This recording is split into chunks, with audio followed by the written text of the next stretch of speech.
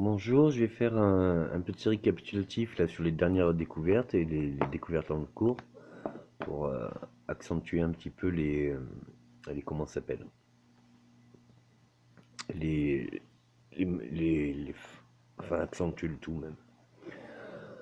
Et je m'excuse pour les actualités présentes à l'instant que j'ai mis un peu un frein, mais il est plus intéressant de créer demain que c'est bête à dire, mais mettre trop d'importance pour les conflits d'aujourd'hui, les conflits d'aujourd'hui seront pas ceux de demain.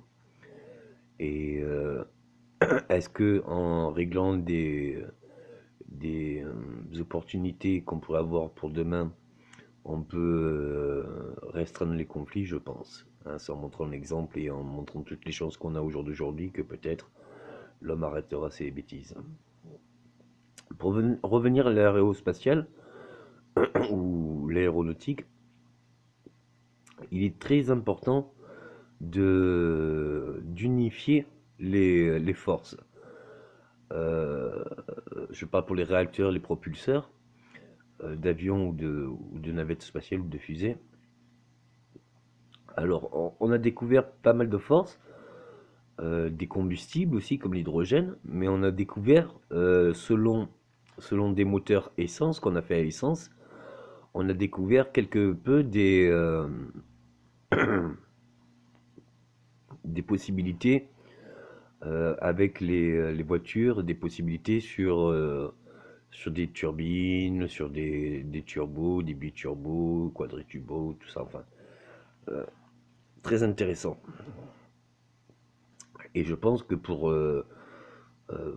comment s'appelle, l'aérospatiale, ça va être un peu pareil, dans le sens où il faut s'imprégner des travaux qui ont été faits sur voiture, les modifications des derniers moteurs, pour comprendre comment on peut optimiser nos réacteurs ou comment on peut optimiser nos propulseurs. Et on peut faire des propulseurs électriques, donc du coup, c'est très intéressant. Alors je sais pas si je pourrais faire comment ça s'appelle, une vidéo sur toutes les formes géométriques qu'il faut au-dessus de la pile pour l'effet Hall ou pour les propulseurs électriques, mais quelque part, j'en ai vu la démonstration, donc je peux vous donner le lien, c'est les formes géométriques qu'on fait avec les magnettes.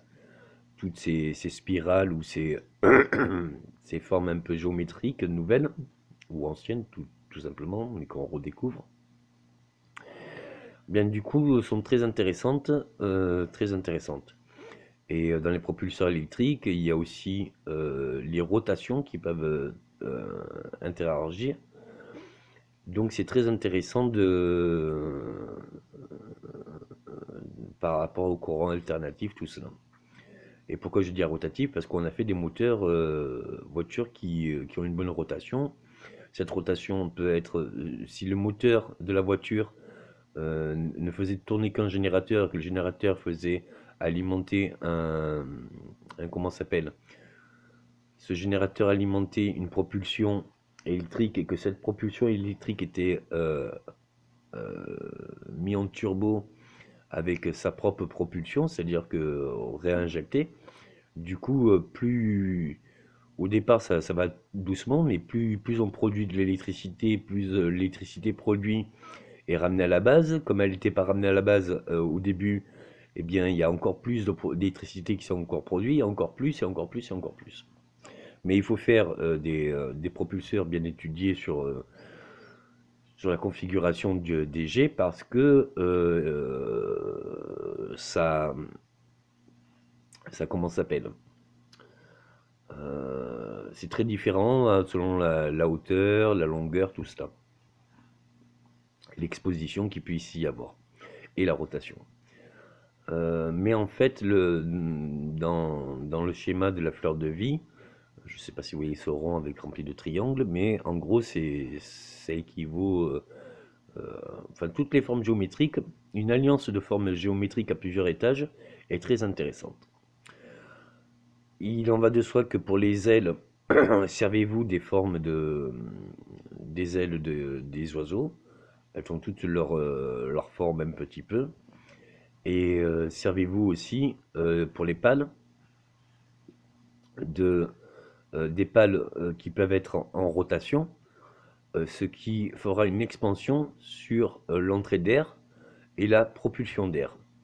Et si on tire l'air et qu'on la propulse en même temps, c'est-à-dire une pale qui fasse aussi bien de la traction que de la propulsion, du coup, si on met plusieurs pales, c'est bien plus intéressant et bien plus de rendement. Je vous laisse en vue des prochaines vidéos et je vous dis hasta luego.